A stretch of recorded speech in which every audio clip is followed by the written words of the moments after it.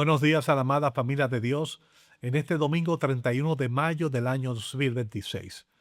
En este día finalizaremos con la tercera parte del mensaje El Hijo del Hombre, que se ha titulado en este día Yo soy. Antes del mensaje oramos al eterno Dios. En esta mañana damos gracias a nuestro Divino Padre, roca perpetua, castillo firme y perfecto, a nuestro único Dios, creador de los cielos y la tierra. Agradecido, Señor, por tu bondad y misericordia. Gracias porque en tu Hijo Jesús, el Hijo del Hombre, encontramos salvación. Por tu palabra, Señor, que afirma que la misericordia y la verdad se han encontrado y que la justicia y la paz se han besado. Que ese beso sirva para que los cielos y la tierra sellen la unión de la reconciliación entre lo humano y lo divino. Que tu Santo Espíritu lleve a la meta deseada a todo aquel que sea partícipe de tu voluntad. A ti, Señor, sea toda la gloria y la honra por los siglos de los siglos. Oramos en el maravilloso nombre de tu Hijo Jesús. Amén, amén y amén. La expresión Hijo de Hombre y el título El Hijo del Hombre presentan significados y usos diferentes. En el Antiguo Testamento, un hijo de hombre se utiliza normalmente con la letra minúscula. Es sinónimo de un ser humano mortal de naturaleza débil, en contraste con el carácter eterno de Dios. Un ejemplo prominente es el profeta Ezequiel, a quien Dios se dirige en más de 90 ocasiones como hijo de hombre. Por otro lado, el uso más significativo del Antiguo Testamento y que tiene implicaciones de carácter mesiánico proviene del libro de Daniel en su capítulo 7, versículos 13 y 14. El profeta tiene una visión y fue la siguiente: de uno como un hijo de hombre que viene con las nubes del cielo, se acerca al anciano de días y recibe dominio, gloria y los reinos para que todos los pueblos, naciones y lenguas le sirvieran. Esta figura celestial recibió autoridad universal y un reino eterno y crucial para el desarrollo posterior del concepto mesiánico. En el Nuevo Testamento, el Hijo del Hombre es el título con el cual Jesús más se identifica, afirmando ser el mismo en aproximadamente en 80 ocasiones. De manera intencional fusiona y expande su figura terrenal a la mesiánica establecida en el libro del profeta Daniel. Sin embargo, aun siendo esa figura divina, se hizo de naturaleza humana, identificándose con lo creado, manifestando humildad, sufrimiento y muerte. En el libro de Lucas, capítulo 9, versículo 22, se nos dice lo siguiente: que el Hijo del Hombre tiene que padecer muchas cosas.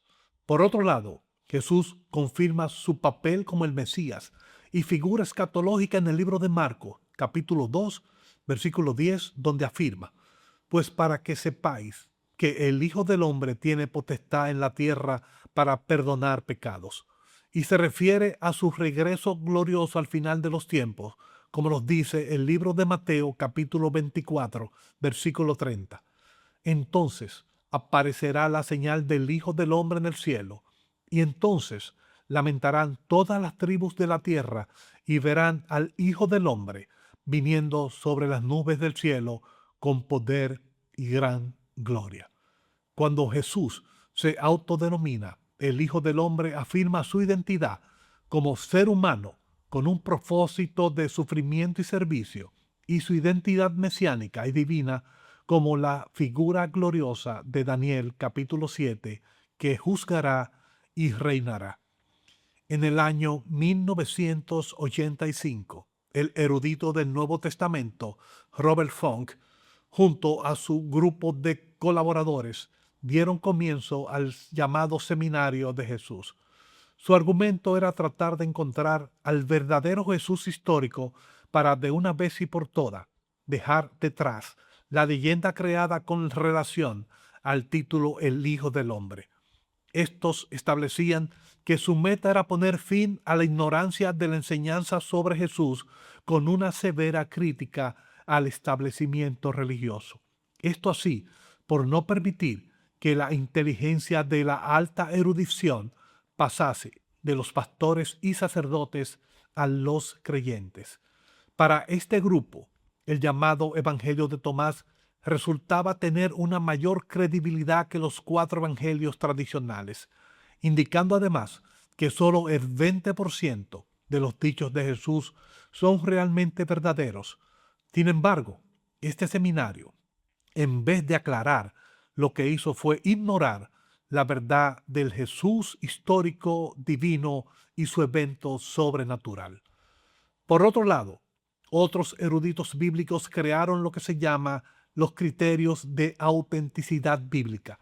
Estos son principios y métodos utilizados dentro de la crítica histórica para evaluar la fiabilidad y veracidad de las escrituras, especialmente los evangelios, y así determinar qué elementos sobre la vida, dichos o hechos de Jesús se consideran históricamente probables.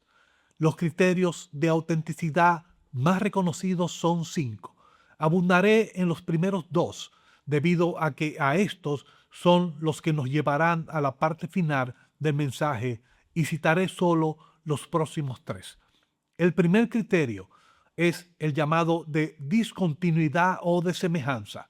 Este considera históricamente auténtico un dicho o un hecho de Jesús que no puede derivarse ni del judaísmo del primer siglo, ni de la fe o la práctica de la iglesia primitiva.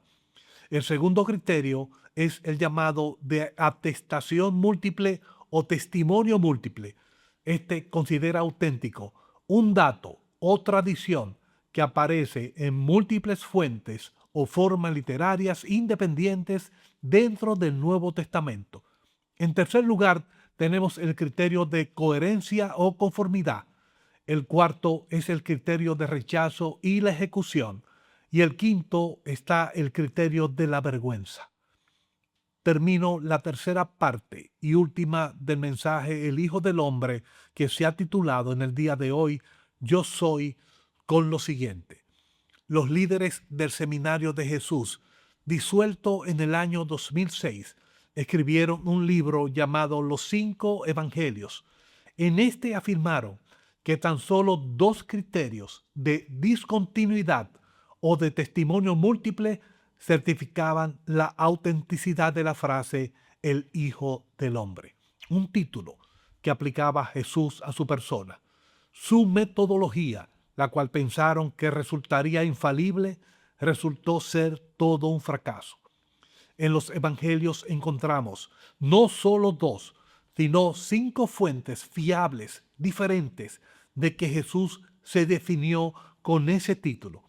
En primer lugar, lo afirmó en Mateo capítulo 8, versículo 20, en Marcos capítulo 8, versículo 38, en Lucas capítulo 18, versículo 8, en Juan capítulo 1, versículo 51, y en el documento Q, que implica escritos de Lucas y Mateo, pero que no aparecen en Marcos ni Juan, como podemos ver en Lucas capítulo 21, versículo 27, y Mateo capítulo 24, versículo 30. Pero en el Nuevo Testamento se afirma algo más. Existen 3 versículos fuera de los evangelios donde se menciona al Hijo del Hombre, diferente a la autoproclamación de Jesús, el Hijo del Hombre. El primero está localizado en el libro de los Hechos, capítulo 7, versículo 56, donde Esteban, el primer mártir de la naciente iglesia de Cristo, afirmó lo siguiente: «Veo el cielo abierto», exclamó, «y al Hijo del Hombre de pie a la derecha de Dios». En segundo lugar, en el libro de Apocalipsis, capítulo 1, versículo 13, se afirma: «Y en medio de los 7 candeleros, a uno semejante al Hijo del Hombre». Y en tercer lugar, en el libro de Apocalipsis, capítulo 14, versículo 14, se afirma: «Entonces vi una nube blanca, y sentado en la nube estaba alguien parecido al Hijo del Hombre».